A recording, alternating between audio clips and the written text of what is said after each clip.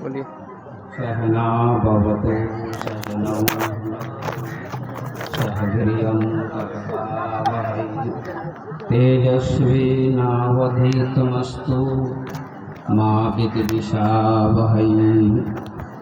गुरुर्ब्रह्मा गुरुर्विष्णु गुरुर्देवो महेश्वरः गुरुः साक्षात् परब्रह्म तस्मै श्री गुरवे नमः। अखण्डमण्डलाकारं व्याप्तं येन चराचरं तत्पदं दर्शितं येन तस्मै श्री गुरवे नमः।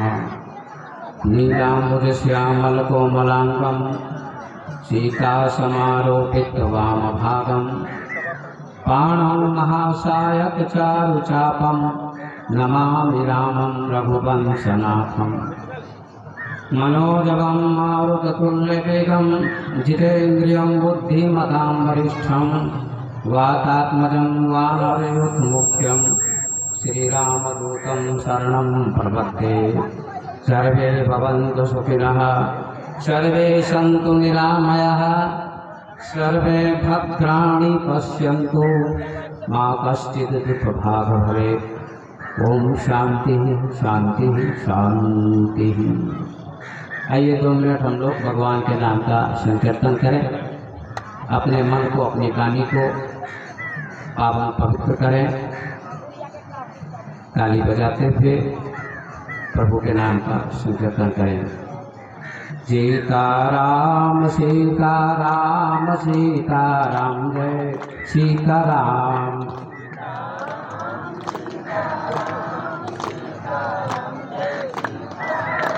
सीताराम सीताराम सीताराम जय सीताराम।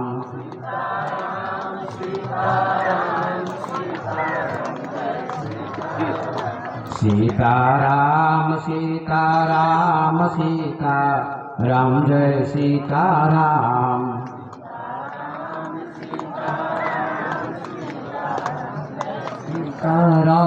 सीताराम सीताराम सीताराम सीताराम जय सीताराम। सभी लोग ताली बजा के गाइए, प्रेम से गाइए। जय सीताराम सीताराम सीताराम सीताराम जय सीताराम। सीताराम सीताराम सीताराम जय सीताराम। सीताराम सीताराम सीताराम जय सीताराम। सीताराम सीताराम सीताराम जय सीताराम। बोलिए मर्यादा पुरुषोत्तम भगवान राम की, सद्गुरुदेव भगवान की, श्री हनुमान जी महाराज की, भक्त और भगवान की, नगर बस्ती की जय जय सीताराम। पांडाल में उपस्थित भगवत प्रेमी बंधुओं, धर्मानुरागी सज्जनों, भक्ति स्वरूपा माता बहनों एवं बच्चों, बड़े सौभाग्य की बात है कि आप सभी राम कथा का रसास्वादन कर रहे हैं। आपकी आस्था, आपकी निष्ठा, आपकी श्रद्धा बहुत अच्छी है और बिना श्रद्धा के परमात्मा की प्राप्ति नहीं होती है। भगवान गीता में कहते हैं श्रद्धावान लभते ज्ञान। हे अर्जुन, श्रद्धावान व्यक्ति को ही ज्ञान प्राप्त होता है। आप सभी जानते हैं जो वर्षा होती है तो पानी कहाँ टिकता है, कहाँ ठहरता है।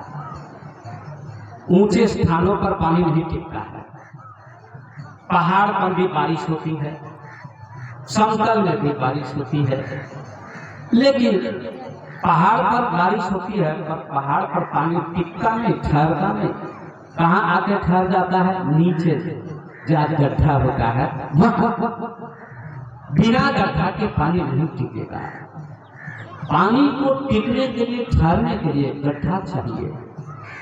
आप ये भी देखते हैं कि प्रत्येक नदी नीचे की ओर बहती है। कहाँ जाती है? समुद्र की ओर। सारी नदियां नीचे की ओर बह रही है। कहाँ जा रही है? समुद्र में, सागर में। सागर उनका लक्ष्य है, गंतव्य है। लेकिन नदी ऊपर क्यों नहीं बहती है? कभी उसका लक्ष्य मिलता, सागर मिलता है। यदि ऊपर की ओर बहेगी तो बड़ी कठिनाई होगी। आदमी कभी कभी बांध बांधता है तो भी पानी को रोक नहीं सकता, नहर निकालनी पड़ेगी, तब खेतों में पानी जाएगा।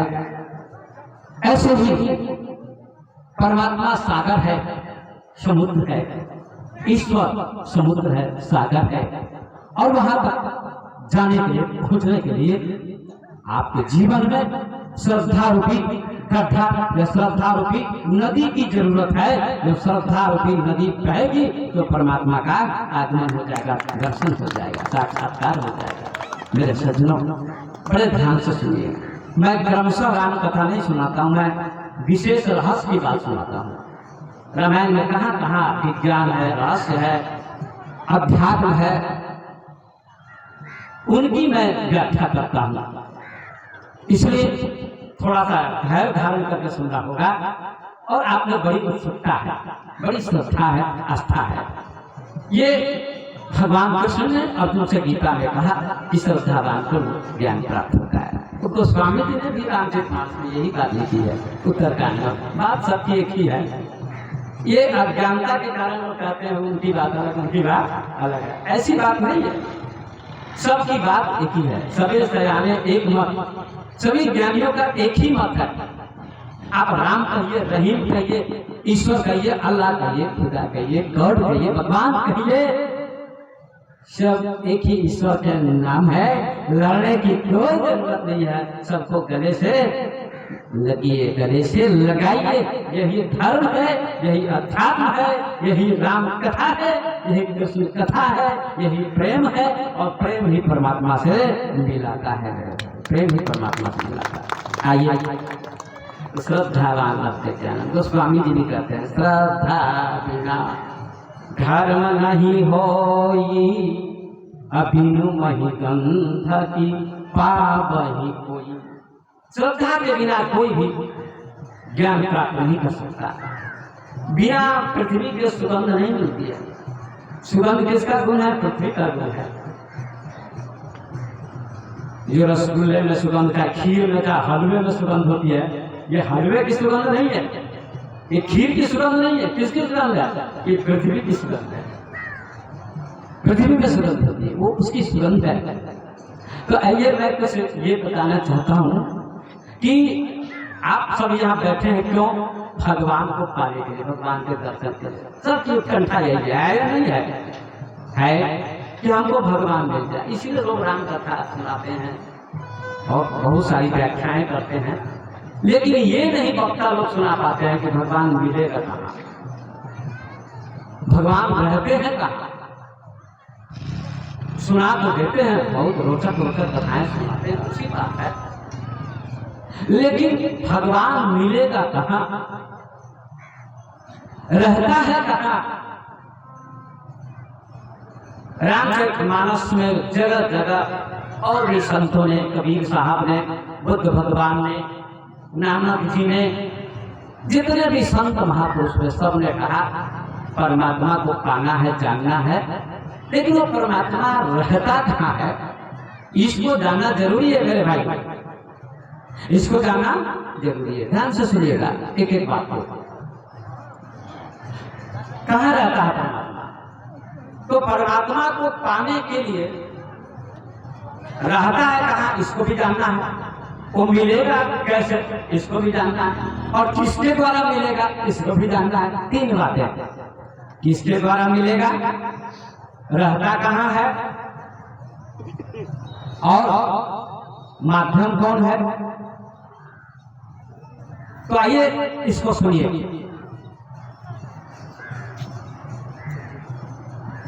परमात्मा को पाने के लिए, परमात्मा को जानने के लिए गुरु की आवश्यकता है। गुरु की आवश्यकता है। बिना गुरु के परमात्मा नहीं मिलेगा। चाहे आप काशी जाइए, मथुरा जाइए, हरिद्वार जाइए, अयोध्या जाइए, वृंदावन जाइए, चित्रकूट जाइए, जनकपुर जाइए, हरिद्वार जाइए, हरिपुरवा जाइए या इस यज्ञ में आइए, कहीं भी जाइए आइए, लेकिन परमात्मा को पाने के लिए तो गुरु की आवश्यकता होती। गुरु मार्गदर्शक होते हैं, मार्गदर्शक, मार्ग दिखाने वाला, रास्ता दिखाने वाला गुरु होता है। ऐसा न होता तो भगवान राम तो अवतारी पुरुष थे, तो उनको गुरु बनाने की क्या जरूरत है? उन्होंने भी गुरु बनाया। इनको महर्षि वशिष्ठ को बनाया कि नहीं बनाया? बनाया। महर्षि वशिष्ठ को गुरु बनाया और बड़ा आदर करते थे। भगवान राम में बड़ी सरलता थी, बड़ी सरलता। हम लोगों में तो अहंकार घमंड हो जाता है, लेकिन भगवान राम में बड़ी सरलता थी। मर्यादा पुरुषोत्तम राम अवतारी पुरुष, फिर भी कितनी सरलता, इसलिए तो उनका नाम मर्यादा पुरुषोत्तम पड़ा। मर्यादा, सीमा का पालन करते थे, मर्यादा का पालन करते थे। ध्यान दीजिएगा मेरे भाइयों और माता बहनों, ये विवेचन बहुत ही मार्मिक है, अर्थात मैं इसको सुनिए। तो भगवान राम ने भी गुरु स्वीकार किया। उनको जरूरत नहीं थी गुरु बनाने की, फिर भी गुरु क्यों बनाया?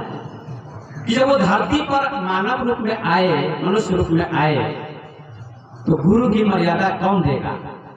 गुरु की मर्यादा, गुरु का सम्मान महापुरुष ही देते हैं, अच्छे लोग ही देते हैं। भगवान राम ने गुरु की मर्यादा की, गुरु का सम्मान किया।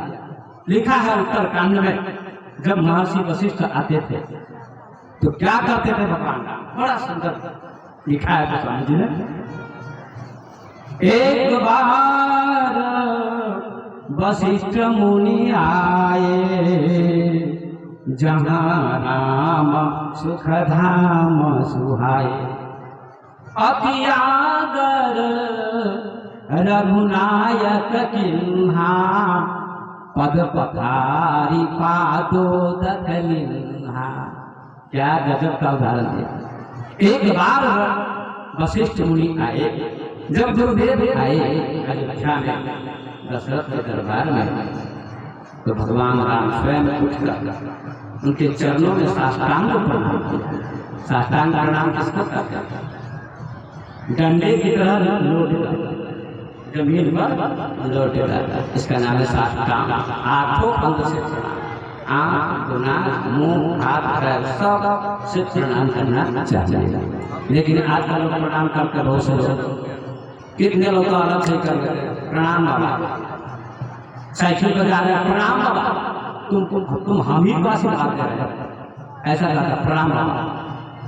ये गलत सिस्टम है, नीचे उतर के प्रणाम करिए। मर्यादा पुरुषोत्तम राम दंडवत। एक बार वशिष्ठ मुनि आए, जहाँ राम सुख धाम सुहाए। कम कीजिए, राम जी सिंहासन पर विराजमान थे, जनता प्रसन्न थी, लोग प्रसन्न थे। तो गुरु जी आए, जहाँ राम सुख धाम सुहाए। अति आदर रघुनायक किन्हा, बहुत आदर किया, अति आदर किया। पद पथारी पादोदक लिन्हा, और चरण धोए, चरण धोकर चरणामृत लिया। चरणामृत की परंपरा अभी भी है, हमारे भक्त लोग भी हमारा चरणामृत लेते हैं। चरणामृत पैर धोकर, ऐसा न कि अब आए धूल से पैदल पैदल, या पैर में धूल लग गई है, मिट्टी लग गई है, गोबर लग गया है, तो उसी को धो के पी जाइए, ऐसा नहीं करना है। ये गड़बड़ काम नहीं करना है। उसे गुरु ऐसा भी सिखाते हैं, जैसा वैसा धो के पी जाओ, ये गलत बात है। उसको पहले धो दीजिए, और फिर दोबारा जो है गंदगी मिल जाएगी, धुल जाएगी, और दोबारा पानी लीजिए जल, और तब धोके लीजिए और पी जाइए। ऐसा क्यों भगवान ने किया? चरणामृत लेने की क्या जरूरत थी उनको? भगवान तो खुद थे, ईश्वर खुद थे, उनको चरणामृत लेने की क्या जरूरत थी? कहते हैं चरणामृत हम इसलिए ले रहे हैं कि हमारा अहंकार, हम राम हैं, मर्यादा पुरुषोत्तम है, हम अवतारी पुरुष हैं, फिर भी हमको घमंड नहीं है। इस चरणामृत लेने से घमंड दूर होता है, अहंकार दूर होता है कि हम बड़े नहीं गुरु जी के सामने, हम गुरु जी के सामने शिष्य हैं और हमारा मन पवित्र हो जाएगा, हृदय पवित्र हो जाएगा। ये भाव भगवान का था। कितना सुंदर भाव है। गुरु के बिना काम न चलेगा। राम कृष्ण से को पड़ा उन्हों तो गुरु तीन लोगों के बेमालिक ठाकुर सो गुरु आगे में अधीन। कितना सुंदर लिखा है कि राम कृष्ण से दुनिया में कोई बड़ा नहीं है। ये कौन कहता है? कबीर साहब कहते हैं। लोग कहते हैं कबीर साहब राम कृष्ण को नहीं मानते। अब बताइए, लोग कहते हैं कबीर राम कृष्ण को नहीं मानते, गलत बात कहते हैं, अज्ञानी कहते हैं। कबीर तो कहते हैं कि राम कृष्ण से को पड़ा, राम कृष्ण से दुनिया में कोई भी बड़ा नहीं हुआ। कितनी चुनौती के साथ कहते हैं, कितना आदर देते हैं राम कृष्ण को। कभी नहीं किया है कबीर साहब ने राम कृष्ण का। राम कृष्ण से तो बड़ा गुरु तीन, उन्होंने भी गुरु किया और तीन लोग के वे मालिक ठाकुर, तीन लोग के ठाकुर थे। सो गुरु आगे में अधीन, गुरु के चरणों में झुके रहते थे, उनका आशीर्वाद प्राप्त करते थे। कितनी लघुता, कितनी सरलता मेरे भाई। सरलता जीवन में अपनाइए, घमंड मत कीजिए, घमंड मत कीजिए। तो गुरु क्या है? मार्गदर्शक। राम को जानने के लिए, कृष्ण को जानने के लिए गुरु बनाना पड़ेगा। राम ने स्वयं गुरु किया, कृष्ण ने स्वयं गुरु किया, बनाना पड़ेगा, करना पड़ेगा। अब गुरु करते क्या है? बना के फिर करना क्या है? गुरु करते क्या है? तो गुरु का एक ही काम है, गुरु का एक ही काम है। काम क्या है? परमात्मा का ज्ञान कराना। उनका क्या काम है? शिक्षक का काम है पढ़ाना, माता पिता का काम है जन्म देना, बच्चों पालन पोषण करना। और गुरु का क्या काम है? ज्ञान देना। ज्ञान देना गुरु का काम है। इसी का नाम गुरु है। गुरु माने अंधकार, गुरु नाम प्रकाश। जो अंधकार से प्रकाश की ओर ले चले, जो अज्ञान से ज्ञान की ओर ले चले, जो असत्य से सत्य की ओर ले चले, जो मृत्यु से अमृत की ओर ले चले, उसका नाम गुरु है। गुरु करते क्या है? देखिए, आपका घर है, किसी का घर है, उसमें कई रूम होते हैं, कमरे, और रूम को लगा देते हैं, कभी कभी ताला लगा देते हैं, कहीं चल जाते हैं बंद करके।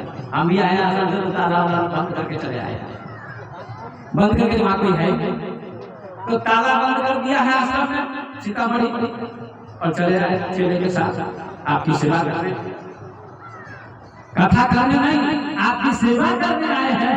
कथा करने नहीं, आपकी सेवा करने आए हैं। भगवान की कथा, गुरु की चर्चा। तो गुरु करते क्या है? ताला लगा दिया। अब तो ताला पे जाइएगा, क्या मैं कहूँगा तो खोलना पड़ेगा, ताले को खोलना पड़ेगा। तो ताला कैसे खुलेगा मेरे भाई? कैसे खुलेगा? ताली से। ताली माने चाबी, अंग्रेजी में की कहते हैं, हिंदी में चाबी कहते हैं, और ताली भी कहते हैं। आपके नेपाल में ताली कहते हैं, साँचो।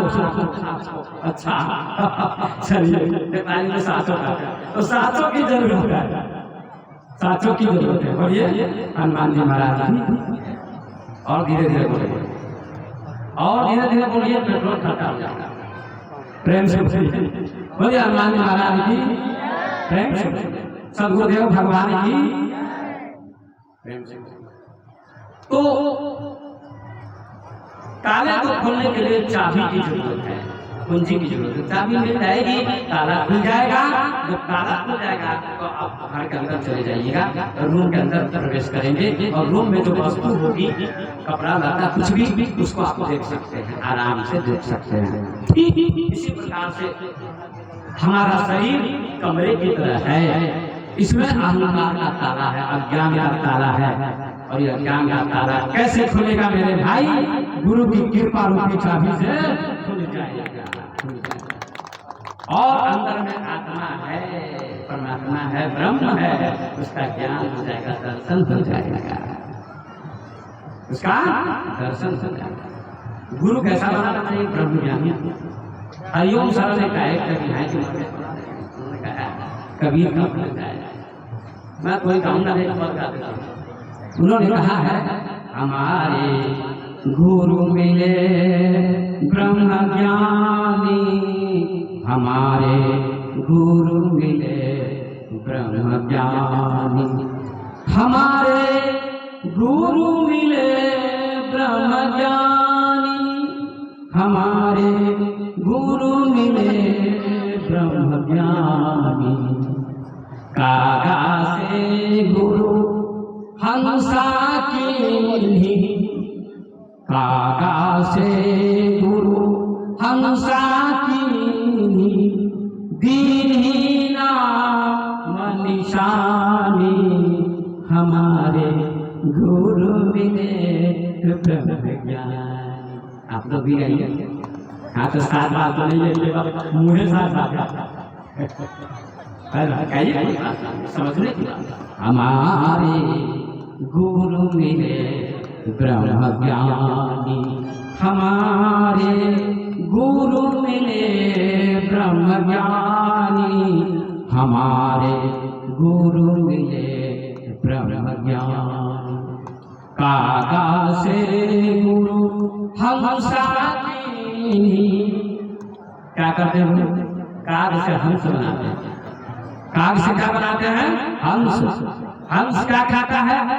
मानसरोवर में रहता है, मोती खाता है, दूध पीता है।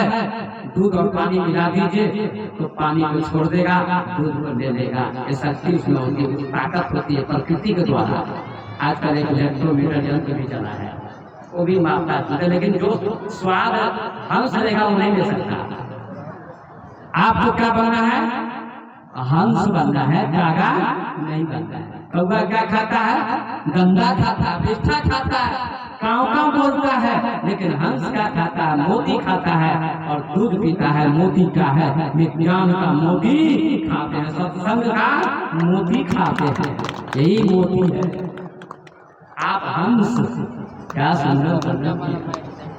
यही बात तो स्वामी बाबा ने भी कहा है कि जड़ चेतन गुण दोष पाया, विष्णु के नगरता संत हंस गुण गहरी पाया, परिहरि बारी बिका। मैं रामायण का घी आपको दे रहा हूँ। घी, घी क्या होता है जानते हैं? दूध का पोता होता है। घी क्या होता है? दूध का पोता। दूध कितना रुपया लीटर? बोलिए आप लोग, कितना रुपये लीटर? 80, नेपाली 80, इंडियन 50। क्या? और मक्खन, घी के बाद मक्खन होता है। छाली जो करते हैं ना, मलाई उसको बोलते हैं, तो उससे मक्खन बनता है। अब मक्खन के बाद घी से भी ज्यादा, दूध से भी ज्यादा कीमती मक्खन, और मक्खन से भी ज्यादा कीमती घी हो जाएगा। तो घी की कीमत कितनी, कितना दाम है घी का? 1 किलो घी का 1200। कमाल हो गया। दूध का पोता घी, बाप का महत्व 50 रुपया, और पोता का महत्व 1200। कितना महत्व है घी का। ये रिजल्ट है रामचरितमानस का। मैं घी आपको दे रहा हूँ, रहस्य दे रहा हूँ, अध्यात्म दे रहा हूँ, इसको समझिए। आपको हंस बनना है। कागा से गुरु हंसा किन्नी, दिन्नी ज्ञान निशानी। कुछ लोग नाम निशानी करते, कुछ भी करते तो ज्ञान देते हैं। अब वस्तु मिल गई, आपके अंदर परमात्मा है। परमात्मा कहाँ रहता है? क्या वैकुंठ में रहता है? क्या स्वर्ग में रहता है? क्या वृंदावन में रहता है? कबीर साहब जब बूढ़े हो गए 120 वर्ष के, तो वैकुंठ से विष्णु भगवान ने दो दूत को भेजा, कहा जाओ आप कबीर जी को बुला के ले आओ वैकुंठ में।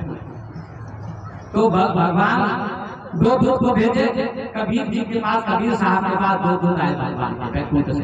सुनिएगा। तो कहा कबीर साहब आप ही कबीर जी हैं? हाँ। तो आपने बहुत प्रचार प्रसार कर लिया, अब आपका अंतिम समय आ गया, भगवान ने बुलाने के लिए भेजा है, अब चलिए वैकुंठ। अब कहाँ चलिए? सबको वैकुंठ जाने की इच्छा है ना? है कि नहीं है? जो हनुमान जी की आरती गावे, गाते हैं बसी बैकुंठ परम पद पावे। लेकिन अभी बुलावा आ जाए बैकुंठ जाने के लिए तो क्या कहिएगा? अभी बुलावा आ जाए बैकुंठ जाने के लिए तो जाइएगा? नहीं जाएंगे, नहीं जाएंगे, अभी काम बाकी है। ये सब केवल शब्द से करते हैं, इससे कुछ नहीं होता। कभी साहब से भगवान के बोलने का चाहिए वैकुंठ, आपको वैकुंठ बुलाते हैं भगवान। कबीर साहब ने बहुत जवाब पूछा, प्रश्न पूछा कि ए भगवान के दूत, हमको ये बता दीजिए कि वैकुंठ में कितने लोग रहते हैं? कहे लक्ष्मी जी, विष्णु भगवान, जय विजय तो आप इसके आगे कुछ नहीं, इसके अलावा कोई नहीं। तो कहा वैकुंठ में सत्संग होता है, कथा होती है? कहा नहीं होती है, सत्संग नहीं होता है। तो कबीर साहब ने दोहा क्या कहा कि राम बुलावा भेजिया, राम बुलावा भेजिया, दिया कबीरा रोए, जो सुख साधु संग में सो वैकुंठ न होए। राम बुलावा भेजिया, दिया कबीरा। कबीर साहब रोने लगे, नहीं हमको वैकुंठ नहीं चाहिए, हमको ऐसा वैकुंठ न चाहिए जहाँ सत्संग न होता हो, जहाँ प्रवचन न होता हो, वहाँ नहीं जाऊंगा मैं। हमको तो संसार ही अच्छा है, जहाँ सत्संग होता वो अच्छा है। सत्संग ही वैकुंठ है, सत्संग ही वैकुंठ है, स्वर्ग है, सतलोक है। ये सत्संग ही सतलोक वैकुंठ स्वर्ग। और क्या चाहिए? चले गए। क्या सुंदर जवाब दिया है कबीरा संगति साधु की। जौ की रोटी खाए, जौ की भी रोटी खाने को मिले तो साधु का संग करो, ज्ञानी का संग करो।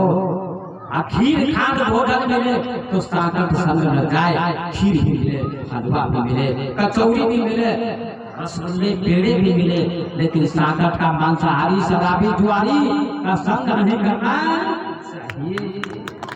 संत का संग करो। इसलिए बाबा कबीर ने कहा गाया कि शंकर के संग में लाग रे तेरी अच्छी बनेगी। गाइए सब लोग, शंकर के संग लाग रे तेरी अच्छी बनेगी। गाइए आप लोग भी। ये आपका बहुत ऊर्जा है, शक्ति, एनर्जी, लेकिन जब लड़ाई होती सास बहू में, तो एनर्जी कहाँ से आ जाती है? क्या लोग लड़ते थे, एनर्जी आ जाती है, ताकत। ये इसमें ताकत लगाइए। शंकर के संग लाग रे तेरी अच्छी बनेगी, शंकर के लाग रे तेरी अच्छी बनेगी, अच्छी बनेगी तेरी बिगड़ी बनेगी, अच्छी बनेगी तेरी संतान के संग लाग रे तेरी अच्छी बनेगी, संग लाग रे तेरी अच्छी बनेगी। हंसा न की गति हंसा ही जाने, हंसा ही जाने, हंसन की गति हंसा ही जाने, हंसन की जाने, क्या जाने कोई। यदि इस पर जा रहा है यूट्यूब पर, आप सबका फोटो चला जाएगा देश विदेश में, इसलिए प्रेम से ऐसे करिएगा तो लोग क्या कहेंगे, कैसे भक्त हो गए।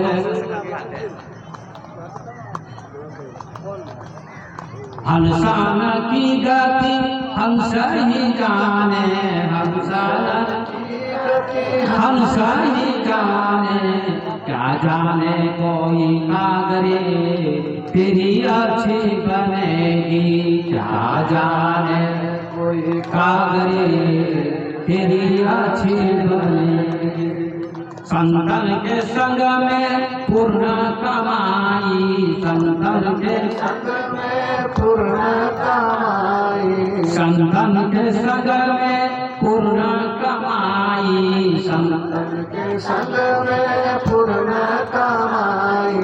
होए बड़ो तेरो भाग रे तेरी अच्छी बनेगी, ऊपर भाग रे तेरी अच्छी बनेगी, संतन के संग में लाग रे तेरी अच्छी बनेगी। संतन के संग संग लाग रे तेरी अच्छी बनेगी। किनकी जिंदगी अच्छी बनी, नाम के नाम है कबीर साहब वगैरह। किनकी जिंदगी अच्छी बनी, जीवन अच्छा बना, किन लोगों का जीवन तो नाम भी नाम है। ध्रुवा की बनी प्रहलाद की बन गई, ध्रुवा की बनी प्रहलाद की बनी गई, ध्रुवा की बनी प्रहलाद की बन गई, ध्रुवा की बनी प्रहलाद के बन गई। हरि सुमिरन वैराग रे तेरी अच्छी बनेगी, हरि सुमिरन वैराग रे तेरी अच्छी बनेगी। संतन के संग संग लाग रे तेरी अच्छी बनेगी, संतन के संग संग लाग रे तेरी अच्छी बनेगी। जो ताली नहीं बजाते हैं उनको अगले जन्म में हाथ नहीं मिलता है। पशु को हाथ नहीं मिलता है, केवल पैर मिलता है। आदमी को हाथ मिलेगा ताली बजाने के लिए, इसलिए प्रेम से कहता कबीरा सुनो भाई साधो, कहता कबीरा सुनो भाई साधो, कहता कबीरा सुनो भाई साधो, कहता कबीरा सुनो भाई साधो। राम भजन में लाग रे तेरी अच्छी बनेगी, राम भजन में लाग रे तेरी अच्छी बनेगी, संतन के संग संग लाग रे तेरी अच्छी बनेगी, संतन के संग संग लाग रे तेरी अच्छी बनेगी, अच्छी बनेगी। बोले संत भगवान की जय। तो सज्जनों, संतों का संत करे। गोस्वामी जी ने भी लिखा है कि सठ सुधरहि सत्संगति पाई। पारस पत्थर में टच करा दीजिए, स्पर्श करा दीजिए तो क्या बन जाता है? सोना बन जाता है। ऐसे ही अज्ञानी जीव, मूर्ख जीव, शराबी, जुआरी, डाकू, चोर, बदमाश, लुच्चा, लफंगा, जो भी लोग सत्संग में आएंगे और सही ढंग से सत्संग सुनेंगे तो वे सोना बन जाएंगे, भक्त बन जाएंगे, सज्जन बन जाएंगे, उनका जीवन पवित्र हो जाएगा। पारस में गुरु में बड़ो अंतर हो जान, वह लोग हासिल ना करे, संत करे आप। पारस तो लोगों को सोना ही बनाता है, लेकिन संत तो अपने जैसा। वाल्मीकि जी को जो डाकू थे, नारद जी अपने जैसा बना दिया ना।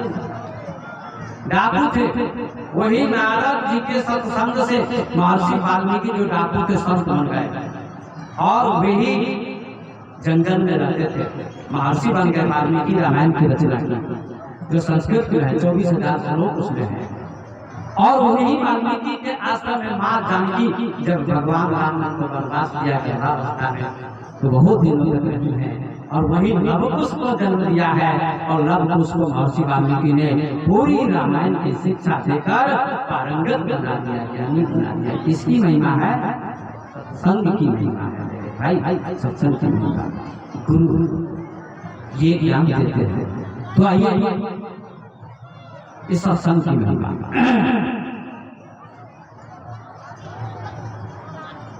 सत्संग की महिमा। एक कहानी सुनाता हूँ। एक पंडित जी थे, ब्राह्मण।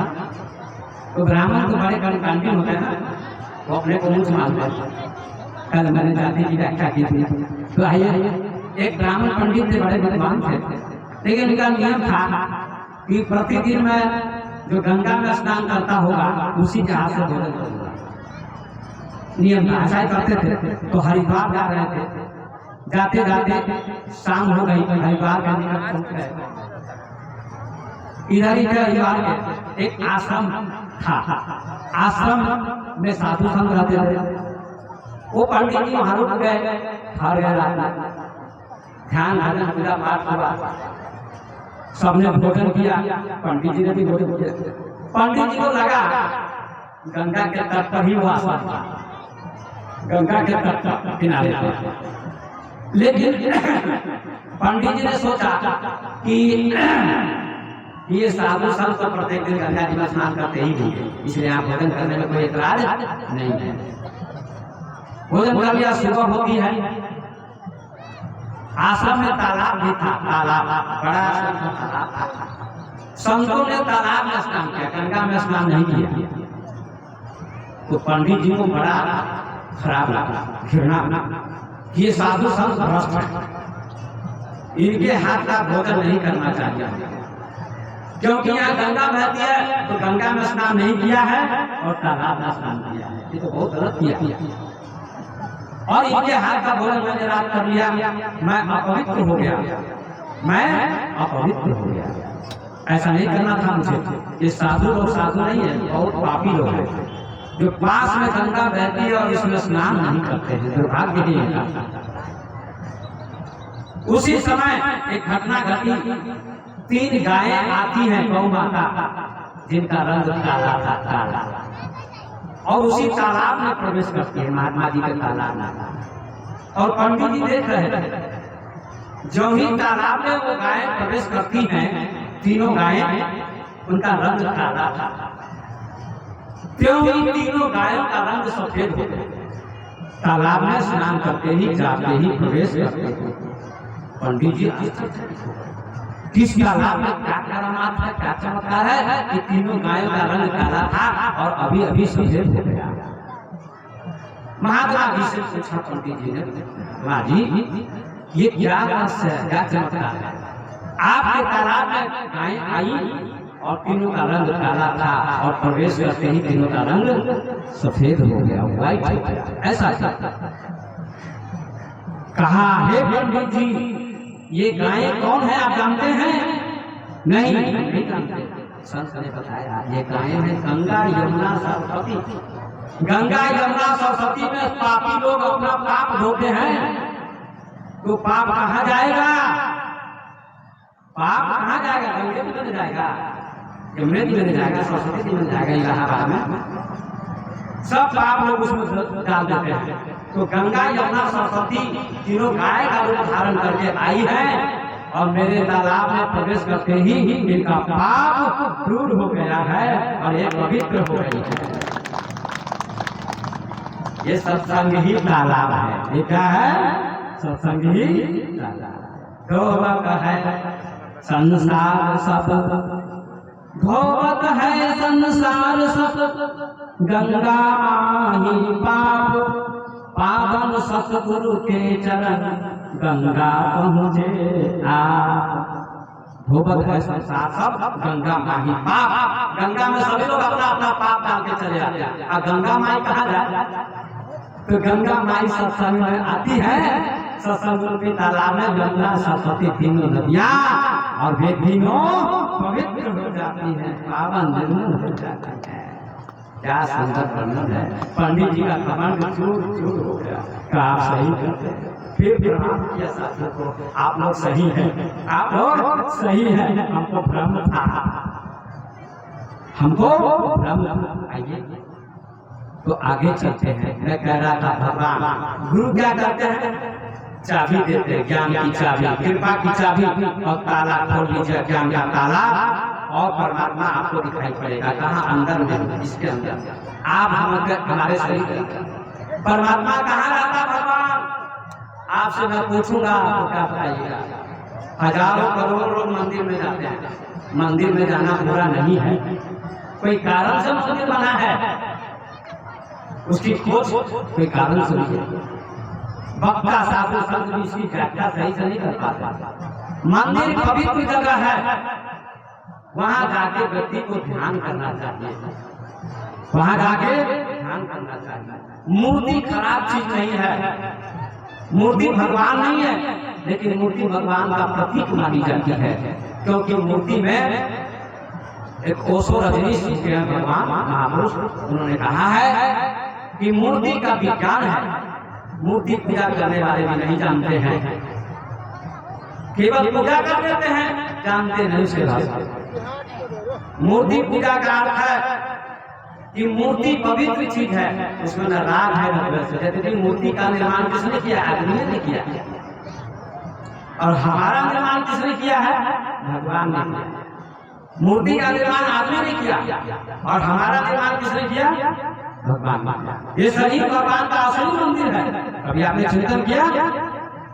Body is temple of the God, English में कहा, and heart is seat of the God. ये शरीर भगवान का मंदिर है, शरीर भगवान का चलता फिरता मंदिर है, और दिल हृदय आप भगवान के बैठने की सीट है, भगवान की सीट है मेरे भाई।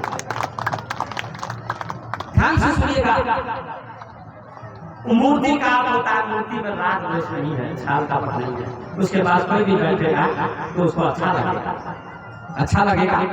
न राग है, न द्वेष है, न छाल है, न कपट है, न अपना है, न पराया है, स्त्री है, न पुरुष है। मूर्ति के मन में कुछ नहीं है, मूर्ति पवित्र चीज है। ऐसे ही आपका मन भी राग द्वेष छाल कपट अपना पराया से मुक्त हो जाए, पवित्र हो जाए मूर्ति की तरह, तब आपको भगवान का दर्शन हो जाएगा, मूर्ति की तरह मन पवित्र हो जाए। ये रहस्य है इसका, विज्ञान है मेरे भाई। अब भगवान रहता कहाँ है? सबके हृदय में रहता है। कहाँ रहता है भगवान? बोलिए सब लोग, आप लोग हृदय में रहता है। रामायण में भी कहीं नहीं लिखा कि मंदिर में रहता है। 14 स्थान भगवान राम को वाल्मीकि जी ने बताया, उसमें भी कहा कि मन रूपी मंदिर में आप निवास कीजिए। उसका वर्णन करने का टाइम मेरे पास नहीं है, 4 दिन 5 दिन लगेंगे उसका वर्णन करने 14 स्थानों का। जिन्हें श्रवण समुद्र समाना, कथा तुम्हारी सुभग सरिलाना, भर ही निरंतर हो ही न पूरे, तिनके हृदय सदा तब रूरे। ये वाल्मीकि जी कहते हैं। प्रभु आप बताता कि जिनके कान समुद्र के समान है, जिनके कान समुद्र के समान है। और समुद्र में कितनी नदियां जाती हैं?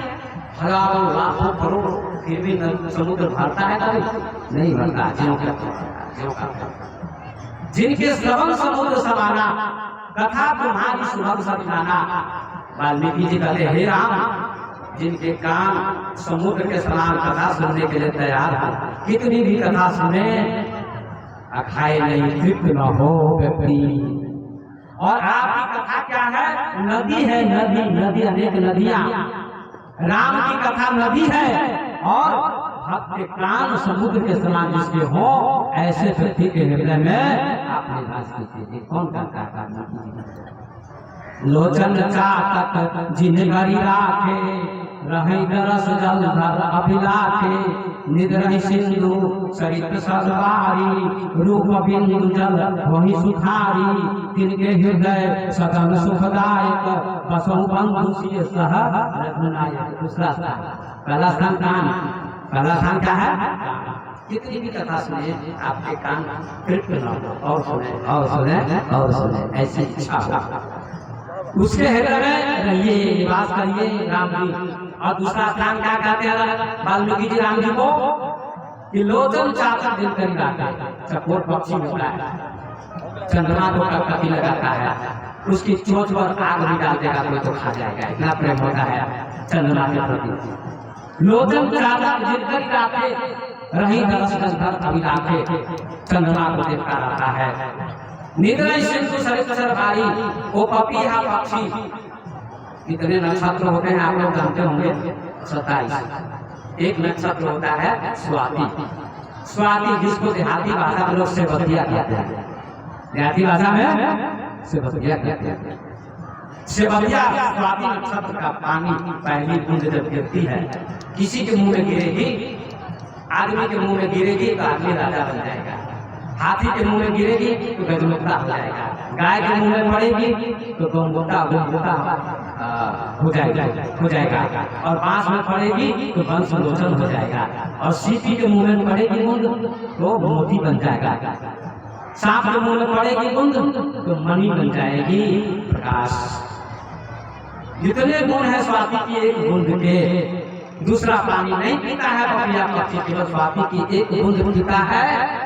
स्त्री पीती है और गर्भवती हो जाती है, 11 महीने प्यासी रहती है। ऐसे ही राम जी से वाल्मीकि जी कहते हैं, जो आपका रूप देखकर प्रसन्न हो जाता है, तृप्त हो जाता है, उसी के हृदय में आप लक्ष्मण और सीता सहित निवास करते हैं। कितना सुंदर। तिनके हृदय सकल सुखदायक, बसों बन बसिए सहर हो नायक।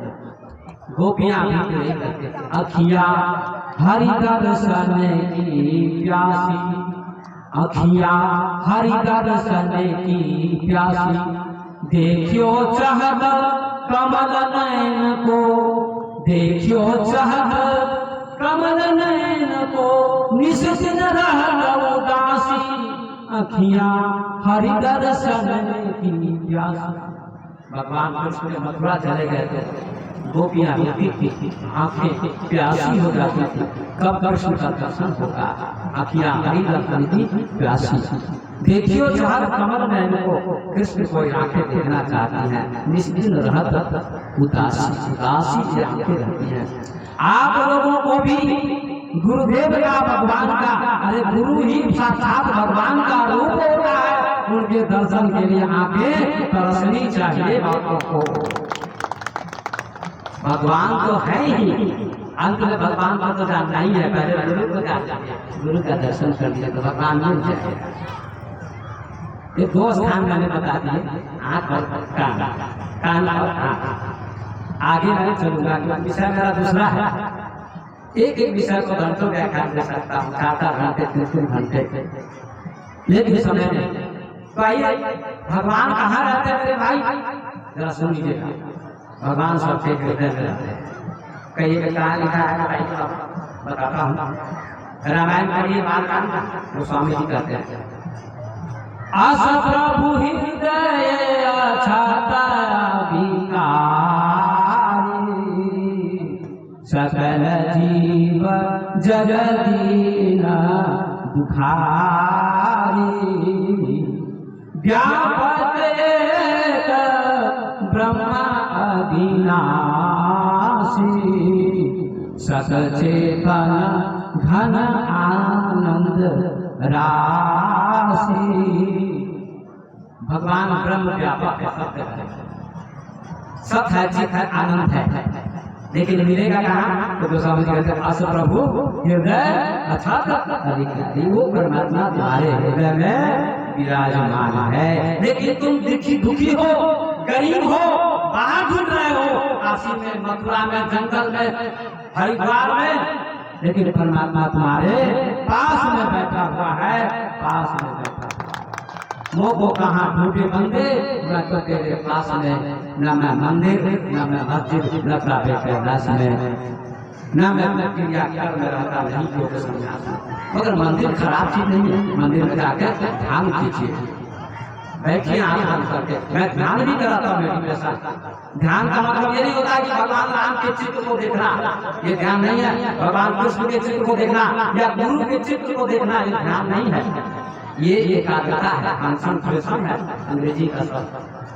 और ध्यान का मतलब बहुत ऊंचा होता है, ये आप लोग समझ नहीं पाइएगा। ध्यान का होता है, सुनिए ध्यान से, यूट्यूब पर मेरा एक प्रवचन है, ध्यान क्या है और कैसे करें, आप लोग सुन सकते हैं यूट्यूब पर। कंसंट्रेशन का एकाग्रता, राम जी के चित्र पर, कृष्ण भगवान के चित्र पर, शिव जी के चित्र पर, गुरु जी के चित्र पर, इसी चित्र पर आप मन को टिकाइए, केंद्रित कीजिए। इसका नाम क्या है? एकाग्रता है। इसका नाम क्या है मेरे भाइयों? बोलिए जोर से, क्या है इसका नाम? एकाग्रता। ध्यान से सुनिए, ये बहुत फिलोसफी की बात बता रहा है। मैं फिलोसफर की 10 पुस्तक मैंने लिखी है, 10 पुस्तक, एक पुस्तक प्रकाशित होती है। ध्यान एकाग्रता इसका नाम है। मन भटकता है, चंचल है, चंचल मन को शांत करने के लिए किसी बिंदु पर मन को टिकाइए। राम भगवान के चित्र पर, कृष्ण भगवान के चित्र पर, या मूर्ति पर, या गुरु जी के चित्र पर, कहीं भी मन को टिकाइए। इसका नाम क्या है? एकाग्रता। और जब एकाग्र हो जाएगा मन, जैसे आप दौड़ रहे हैं, दौड़ते दौड़ते थक गए, तो दौड़ते किस लिए हैं? आप यहाँ कथा सुनते आते हैं बसंतपुर से, तो कहाँ से, हरिद्वार से, डुमरिया से, और कहाँ से, सब गाँव का नाम तो जानते नहीं, तो बहुत गाँव से लोग आए हुए हैं। तो लक्ष्य आपका क्या है? दौड़ते हुए आते, चलते हुए, मोटरसाइकिल से, साइकिल से, पैदल, क्या से, कार से आते हैं। लक्ष्य क्या है? कथा में आना। लक्ष्य क्या है? तो लक्ष्य को लेकर के आप चलते हैं, इसका नाम क्या है? एकाग्रता। आपका लक्ष्य लगा हुआ है कथा में, मन लगा हुआ है कथा में, इसका नाम कंसंट्रेशन है। लक्ष्य एकाग्रता है। और दूसरा है ध्यान। जब यहाँ आ गए और भगवान संत का दर्शन हो गया, तो इसका नाम आपको चंचलता मिल गई, आपकी मन शांत हो गया, इसका नाम ध्यान है। इसका नाम ध्यान।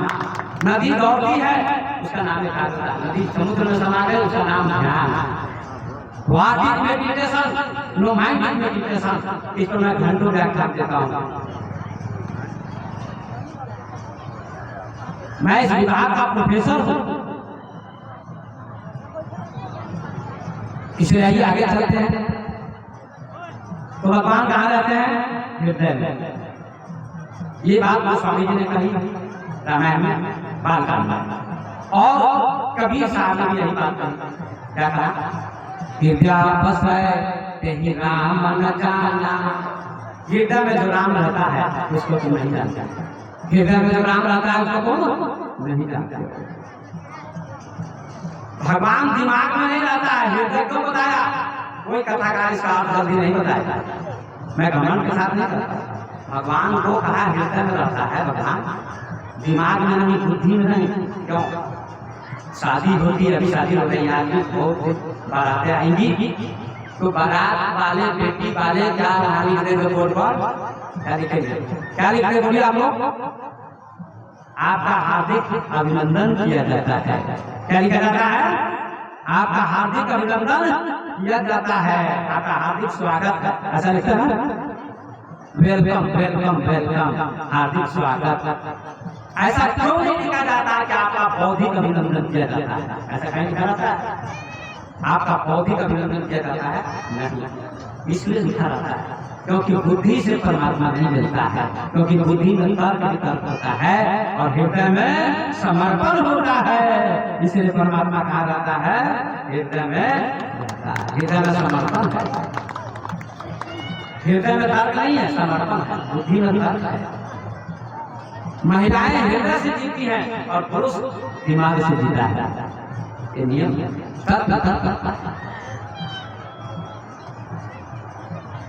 इसलिए हृदय में निवास है। ये कबीर ने विद्या बसे थे राम न जाना। और भी बात बोले हैं कि घर घर में हुआ साईं राम का कटु तनमत बोल रहे, तो को पीठ मिलेंगे, घूंघट के पट खोल रहे तो है पीठ मिलेंगे। ये कबीर की बात है। घूंघट के पट खोल रहे तो है पिया मिलेंगे। घूंघट के पट खोल रहे तो है पिया मिलेंगे। घट घट में वहाँ साईं रमता, घट घट में वहाँ साईं रमता। कटुक बचन मत बोल रे तो है पिया मिलेंगे। भजन बड़ा लंबा है, 1-2 घंटा इसी में लगा, लेकिन नहीं आगे चलता हूँ। इसी का कबीर साहब आपका घूंघट का पट माने पड़ता। लड़की ससुराल में जाती है विवाह करके तो घूंघट कर लेती है ना, ससुराल करती है ना, आप लोगों को मालूम है। तो प्रेम से सुनिए, बोलिए संत भगवान की, हनुमान जी महाराज की। प्रेम से बोलिए हनुमान जी महाराज की। प्रेम से तो लड़की ससुराल जाती है तो क्या कर लेती है? घूंघट कर लेती है। कबीर साहब घूंघट के पट खोल रहे तो है पिया मिलेंगे। लड़की घूंघट कर लेती है। गाँव के लोग देखने आते हैं, महिलाएं देखने आती हैं, कैसी बहू है, कैसी बहू है। तो उसकी सास या ननद क्या करती है? उसका घूंघट हटा देती है, हटाती है ना। आप ऐसे जानते हो, मुझे भी देखने के लिए लोग लेकर दिखाने के लिए, हमारी बहू आशीर्वाद दे दीजिए। तो हमसे भी कितनी पौर घूंघट कर दिया। मैंने कहा कि हमसे क्यों घूंघट करती हो, गुरु जी का दर्शन करो तुम्हारी आंखें पवित्र हो जाएंगी, ऐसा मत करो, गुरु से घूंघट मत करो। साथ में लिखा है जो नारी पर्दा करे गुरु की सुने न बात, सो तो होएगी कुटिया फिरे उधारेगा। ये कबीर साहब, जो गुरु से घूंघट करेगी वो अगले जन्म में कुटिया बनेगी और नग्न घूमेगी। कबीर गुरु की हरि भक्ति के बिना, कबीर गुरु की भक्ति बिना नारी कुटिया होए और गली गली भौंकत फिरे चुप न डाले, तो घूंघट हटा देती है तो लोग देखते हैं, लोग देखते हैं कि क्या है, कैसे हो।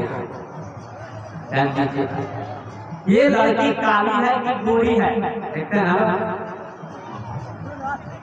काली है कि गोरी है, नाक चपटी है कि खड़ी है, ऐसा है कि नहीं। मैं कोई मजाक नहीं कर रहा हूँ, लेकिन देखते हैं कि लोग अगर फोटो भी हमको बेचू जी क्या रहते हैं अभी, तो उनके लड़के को विवाह करना है तो भाई फोटो दिखाया, ठीक है देखा।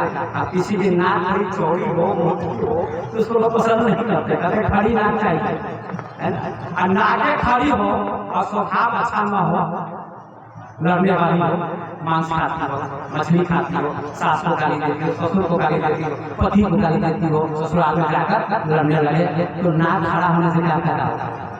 वो तो नाक कटवा देगी और नाक कटवाएगी, नाक खड़ा कर देगी। नाक माने इज्जत, नाक माने इज्जत। ऐसी बहू तो काली गलती भी हो सबरी की तरह और स्वभाव अच्छा हो तो घर का सम्मान बढ़ेगा, घर पवित्र होगा, संस्कारी होगा। मेरे सज्जनों माँ बहनों, तो घूंघट के पत्थर में पीला मिलेंगे कभी कहते हैं, घट घट में वसाई बनता, घूंघट माने अज्ञान। सबके घट में वो परमात्मा है, सबके शरीर में, ये कबीर कहते हैं। और गीता भी यही कहती है, ईश्वर सर्वभूता का नाम हृदय से अर्जुन तिष्ठति ब्राह्मण सर्वभूतानि यंत्रानि माया। ये अर्जुन ईश्वर सबके हृदय में निवास करते हैं, सारे प्राणियों के हृदय में, कुत्ते में, बिल्ली में, हाथी में, घोड़े में, आदमी में, पशु में, पक्षी में, स्त्री में, पुरुष में, सब में प्रभु है, ऐसा गीता कहती है। माया का पर्दा पड़ा हुआ से लोग नहीं देखते हैं, पर हमारे कुछ वक्ता ऐसे होते हैं जिनको मैं क्या कहूँ, मूर्खता भरी बात करते हैं कि भगवान की शरण मिल गई तो उनको अब भजन करने की जरूरत नहीं है, भगवान की शरण में आ गया जीव तो अब भजन करने की जरूरत नहीं है। मूर्खता पूर्ण बात करते हैं वक्ता। इस बात का मैं खंडन करता हूँ कि भगवान की शरण में आने के बाद भी भजन करना जरूरी है। जैसे गीता में कृष्ण ने कहा, भगवान कृष्ण ने, हे सर्वधर्माणां परित्यज्य मामेकं शरणं व्रज अहं त्वा सर्वपापेभ्यो मोक्षयिष्यामि मा शुचः। सभी धर्मों को छोड़कर मेरी शरण में आ जा, मैं तुझे सभी पापों से मुक्त कर दूंगा। अर्जुन तो आ गया, लेकिन अर्जुन का मोह नष्ट नहीं हुआ। यद्यपि गीता में लिख दिया है, महर्षि वेदव्यास ने कि उसका मोह नष्ट हो गया था, नष्टो मोहः तत्प्रसादान् मया। मोह मेरा नष्ट हो गया। अर्जुन ने कहा कृष्ण भगवान का 18 अध्याय है, 18 अध्याय से आने के बाद भगवान ने कहा मेरा मोह नष्ट हुआ, कहा हो गया, अर्जुन कहता हो गया, नष्ट हो स्मृति लब्धा तो प्रसादान आपकी कृपा से मेरा मोह नष्ट हो गया। लेकिन महाभारत युद्ध में जब अभिमन्यु मारा गया तो अर्जुन फूट फूट कर रोता है। अगर मोह नष्ट हो गया होता तो अभिमन्यु के लिए रोता नहीं होगा, इसका मतलब कि मोह से नष्ट नहीं होगा। बहुत से लोग मारे गए और अंत में विजय हुई पांडव की। भगवान कृष्ण ने क्या कहा अंत में, पांडव को स्वप्न आने लगे गलत गलत कि हमने बहुत पाप किया। हालांकि कौरव पक्ष के लोगों ने ज्यादा पाप किया था, लेकिन कुछ पाप पांडव लोगों ने नहीं किया। ज्यादा कम की बात, अगर ज्यादा कम पाप नहीं होगा, खाली एक ही तरफ से पाप होगा तो युद्ध होगा ही नहीं, एक तरफ कम एक तरफ ज्यादा। तो भगवान कृष्ण ने कहा, युधिष्ठिर ने कहा, हे कृष्ण हम तो बुरे बुरे स्वप्न आ रहे हैं कि हमने बहुत मारकाट किया है, अभी कैसे होगा, पाप लग गया। कहा अब यज्ञ करना पड़ेगा, तो यज्ञ करना पड़ेगा। तो यज्ञ किया गया, राजसूय यज्ञ, और उसमें बहुत सारे ऋषि मुनि आए। यदि ऐसे सफल हो तो स्वपथ भगत भी थे, सब आ गए, लेकिन एक स्वपथ भगत नहीं आया जो ढोंग घंटा नहीं बजा करते हैं और स्वपथ भगत नहीं आए तो भगवान ने कहा जग सफल नहीं हुआ। कहा क्यों? कहा स्वपथ भगत को निमंत्रण नहीं किया। युधिष्ठिर गए, कहा चलिए आपको निमंत्रण है, स्वपथ जी नहीं आए, कहा नहीं जाऊंगा। हाँ भीम जी गए, कहा भीम बुला के लाओ। भीम जी गए, भीम को घमंड था, नहीं आगे तो उठाइए के आएगा, हम बलवान हैं, उठा के लाएंगे बाबा जी। नहीं आए, कहते माला लेके चलो हम चलते, माला भी नहीं उठी। इतने से योगी थे स्वपथ भगत। और अंत में जब नहीं आए स्वपथ भगत तो कौन आया? भगवान ने युधिष्ठिर जी को भेजा। युधिष्ठिर से भी नहीं आए।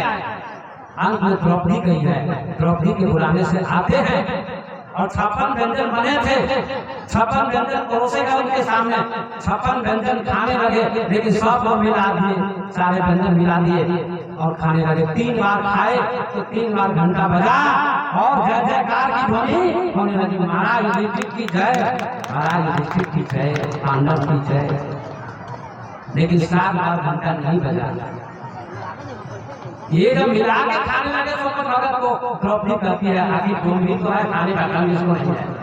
हमने 56 व्यंजन बनाया तो बड़े प्रेम से, लेकिन सबको मिला के खराब कर दिया, तो घंटा नहीं बजा, खाना बंद कर दिया। भगवान कृष्ण ने कहा द्रौपदी गलती हो गई, तुमसे क्षमा मांगो। तो कहते क्षमा मांगी गई तो फिर यज्ञ सफल हुआ। कहने का मतलब कि युधिष्ठिर को भी अर्जुन को भी मोह पूरा नष्ट नहीं हुआ था। अंत में स्वर्ग मिला है उनको, लेकिन पूरा नष्ट भोगना पड़ा है उनको भी, मोह पूरा नष्ट नहीं हुआ था। भगवान की शरण में जाने के बाद भी भजन करना पड़ेगा।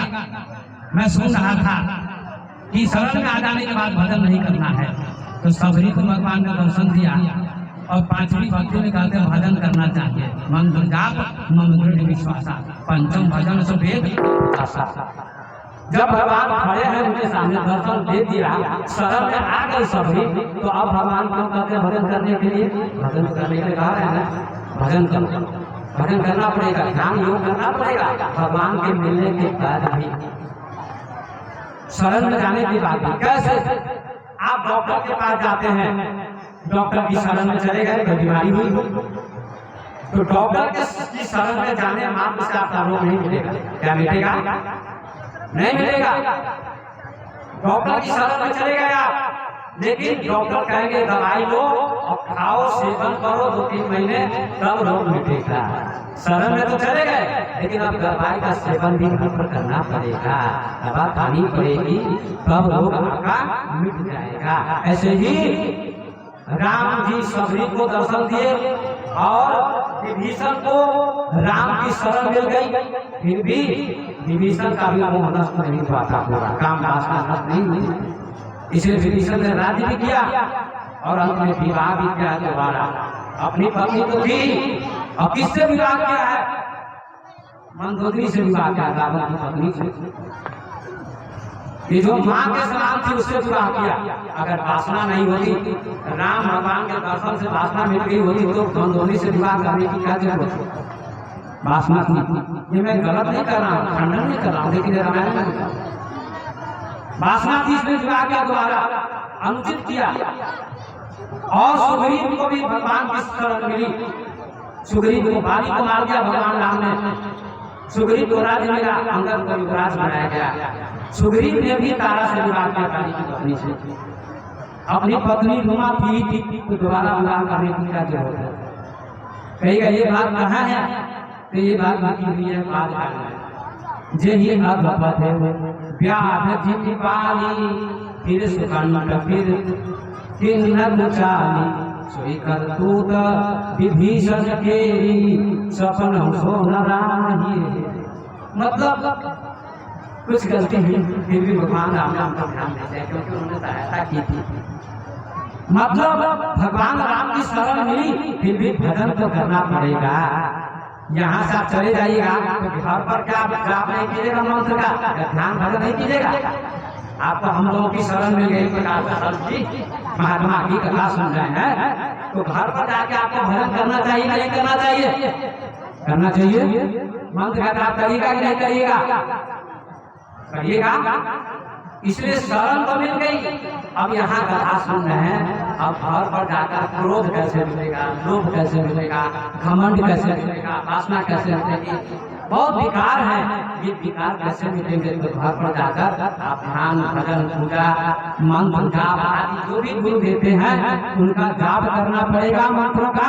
तब धीरे धीरे धीरे धीरे आपका रोग काम क्रोध मोह अहंकार है ये धीरे धीरे मिटेंगे और आप पवित्र होंगे।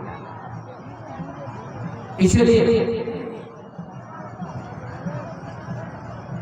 ध्रुव जी को भी भगवान की शरण मिली, भगवान का दर्शन हुआ।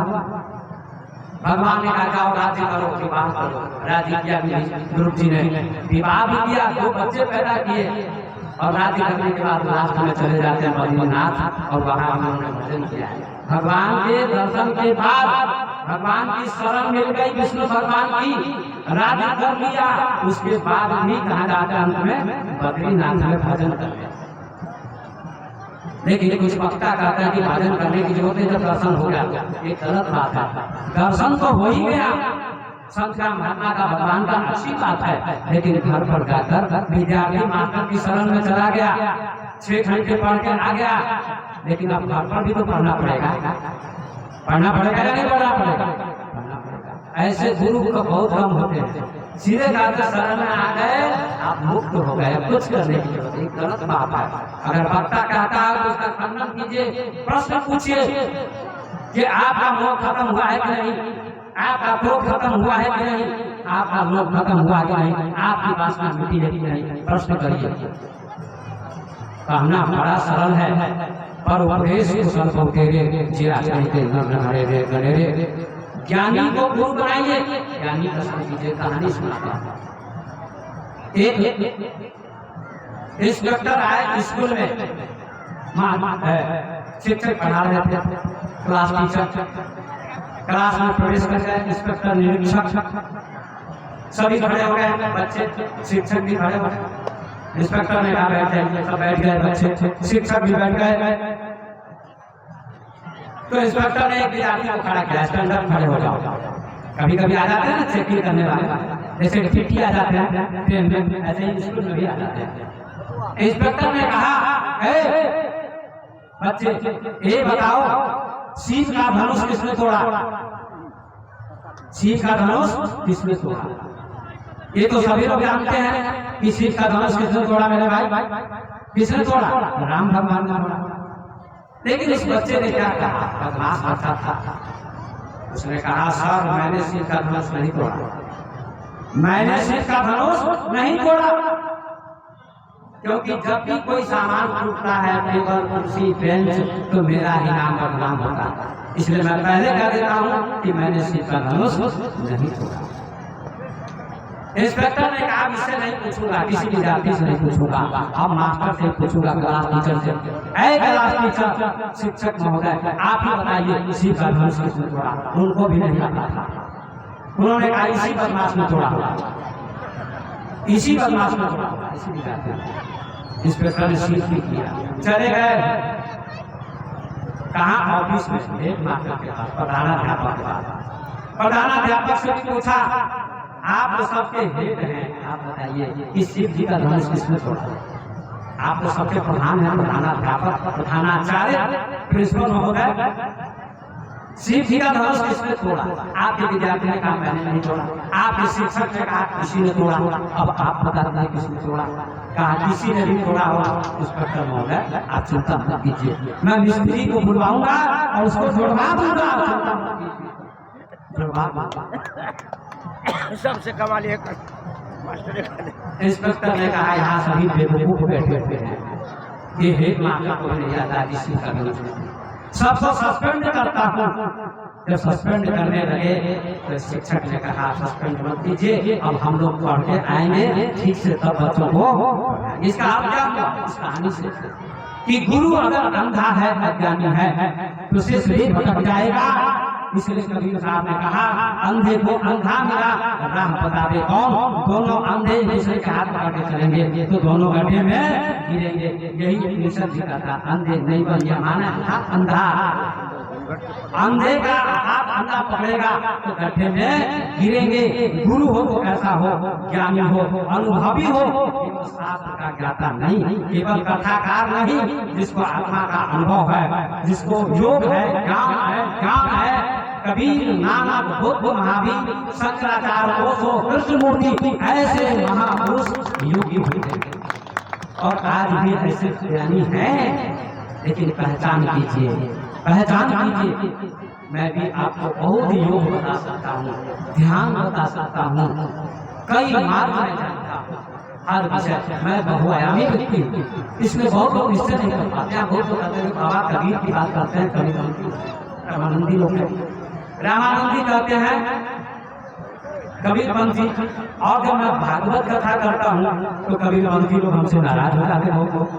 ये बाबा की भागवत कथा, अरे भाई संत किसी के नहीं होते, संत सबके होते हैं। जैसे सूरज का प्रकाश सबका होता है, नदी सबकी होती है, हवा सबकी होती है, ऐसे संत सबके होते हैं। महापुरुष को हमारे वेद के ऋषि कहते सर्वे भवन्तु सुखिनः, सभी सुखी रहे। कहाँ लिखा 542 में? वेद के लिखने वाले, उपनिषद के लिखने वाले ऋषि कहते हैं सर्वे भवन्तु सुखिनः। संस्कृत का श्लोक है, सभी सुखी रहे। ये नहीं लिखा कि हिंदू भवन्तु सुखिनः, मुसलमान भवन्तु सुखिनः, ब्राह्मण भवन्तु सुखिनः और शूद्र भवन्तु सुखिनः, ऐसा नहीं। सर्वे भवन्तु सुखिनः, सभी सुखी रहे। कितनी सुंदर प्रार्थना है ऋषि की, ईश्वर से प्रार्थना करते हैं ऋषि। सर्वे सन्तु निरामया, सभी निरोग रहे, सभी निरोग रहे, रोग किसी को।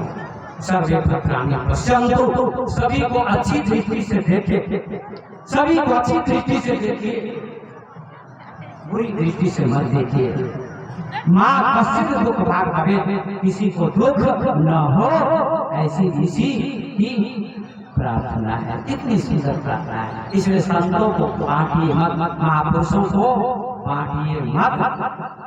कथा भी सुनिए और घर पर जाकर योग, ध्यान, जप, मेडिटेशन सब कीजिए, तब आपका विकार मिटेगा, मन शांत होगा, मन अंतर्मुक्त होगा।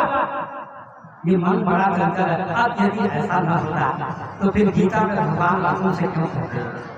अर्जुन ने पूछा कि हे कृष्ण, ये मन कैसे भस्म होगा?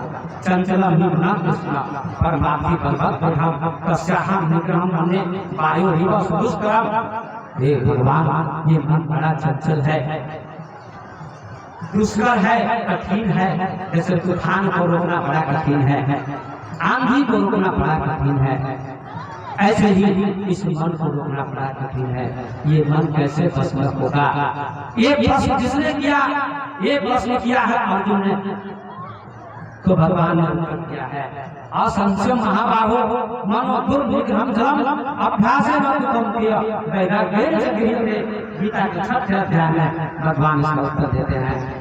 असंशय महाबाहो मनो दुर्निग्रहं जलम। बाद में कर दीजिएगा, बाद में प्रवचन में डिस्टर्ब बाद में भी बैठ जाइए। असंशय महाबाहो मनो दुर्निग्रहं जलम।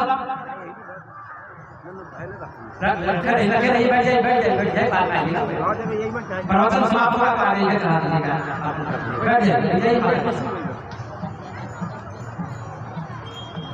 भाई सुनिए, बोले सदगुरुदेव भगवान की, श्री हनुमान जी महाराज की, प्रेम से बोले श्री हनुमान जी महाराज की।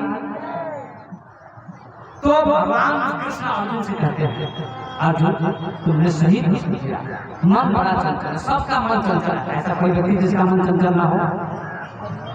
आप यहाँ बैठे कथा में तो आपका मन बाहर नहीं जाता, ये नियम है, अभी कथा में जाता। और कोई माता बहन बर्तन साफ करे, भोजन बनाए, उसमें मन नहीं लगेगा, लेकिन आप आंख बंद कर लीजिए अकेले में, देखिए कितना मन आता है।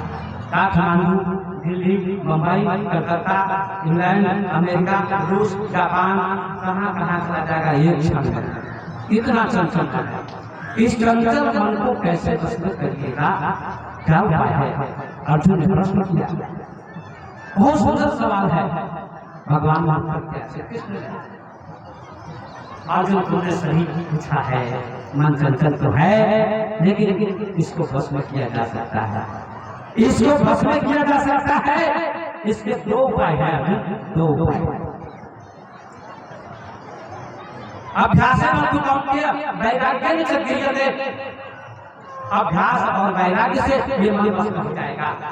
आप गाँव में देखते होंगे बकरी, बकरा, बैल, गाय, इनको रस्सी में बांध देते हैं, गले में रस्सी लगा के छोटे से बांध दिया जाता है, तो नहीं भागते हैं। बकरी भागेगी, गाय भागेगी, बैल भागेगा, भैंस भागेगी, बकरा भागेगा।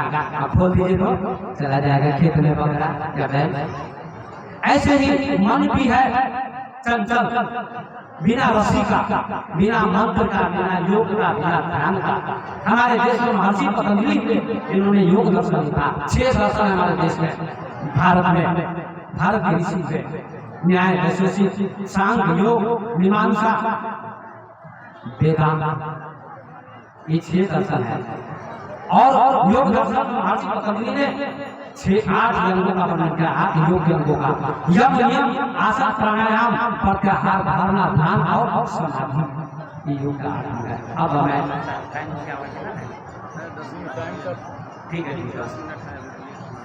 ठीक है 5 मिनट में ध्यान देता हूँ, मैं समय कार्यक्रम नहीं करूँगा।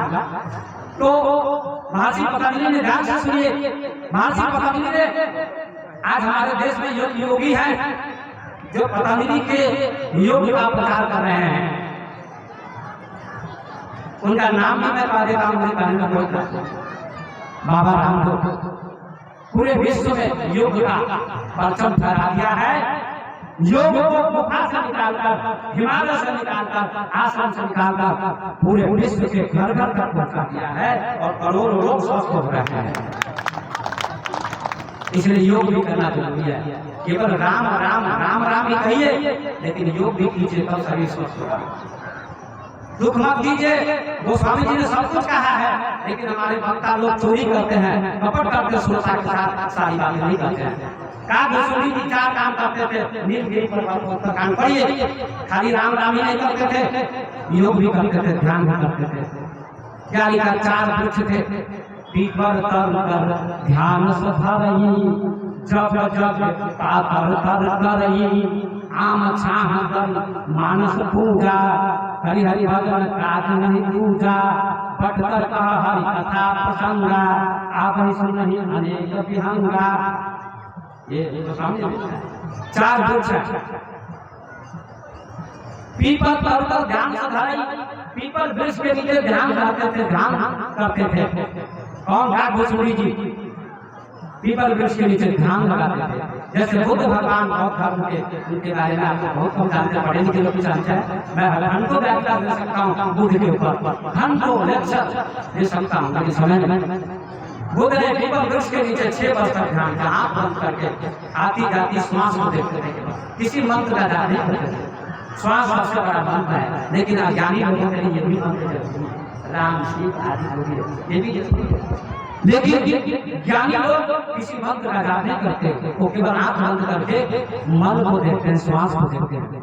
माला है श्वास की, फेरे का 84 भर में नहीं कटे काल का घास, वो यही करते थे, आंख बंद करके श्वास को देखते थे, आती जाती श्वास को। अजबा जाप उसको कहते हैं। जाप भी कीजिए, जाप के बाद अजबा में भी जाना पड़ेगा आपको। जाप का खंडन मैं नहीं करता हूँ, मैं ऐसा महात्मा हूँ, किसी चीज का खंडन नहीं करता हूँ। बच्चा कक्षा पहली कक्षा में जाए, लेकिन आगे बढ़े भी, दूसरी तीसरी चौथी पांचवी, SLC, inter, BA, MA, PhD और अंत में सभी कक्षाओं का त्याग भी कर देना चाहिए, प्रोफेसर भी बन जाना।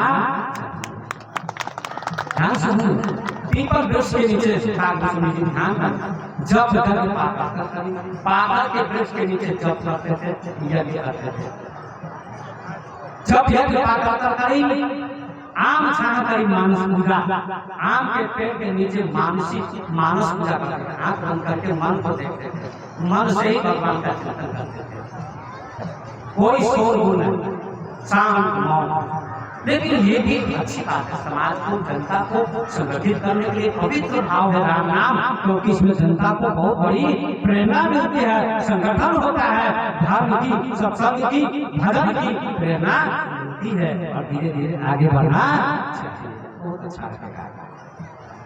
आइए बट करता हर कथा प्रसंग का और बट वृक्ष के नीचे भगवान की कथा सुनाते थे कागज जी सभी को, पक्षियों को और लोगों को ऐसा लिखा है, कितना सुंदर लिखा, चारों काम करते थे और योग भी करते थे। योग भी योग अग्नि कर्म स्वभाव भलाई ज्ञान बुद्धि सिलावे ज्ञान का ममता मल करी जाई। तो योग भी करते थे। आप लोग योग भी कीजिए, मैं योग भी कराता हूँ, ध्यान भी कराता हूँ, जप भी कराता हूँ, सब कुछ कराने की क्षमता मेरे पास है। मैं बहुआयामी व्यक्ति हूँ, इसलिए मैं आपकी सेवा करने के लिए यहाँ आया हूँ। और मैं अपनी वाणी को विराम देता हूँ कि गुरु शिष्य को ज्ञान देते हैं, परमात्मा का बोध कराते हैं। परमात्मा हम आप सबके अंदर विराजमान है। एक सगुण भक्ति भी है, निर्गुण भक्ति भी है। सगुण भक्ति भी सही है और निर्गुण भक्ति भी सही है। दोनों सही, सगुण से निर्गुण की ओर हम लोगों को चलना है। इन्हीं शब्दों को करते हुए अपनी वाणी को मैं विराम देता हूँ। आज का प्रसंग था कि गुरु क्या करते हैं, परमात्मा कहाँ है और उसकी प्राप्ति कैसे होगी। इन्हीं शब्दों की, इन्हीं बातों की मैंने व्याख्या की है, वर्णन किया है। अब अपनी वाणी को मैं विराम देता हूँ। मेरा समय समाप्त हो रहा है, समय का अतिक्रमण नहीं। सर्वे भवन्तु सुखिनः, सर्वे सन्तु निरामयाः, सर्वे भद्राणि पश्यन्तु मा कश्चित् दुःखभाग् भवेत्। ओम शांति शांति शांति। बड़ी मर्यादा पुरुषोत्तम भगवान श्री राम, श्री हनुमान जी महाराज।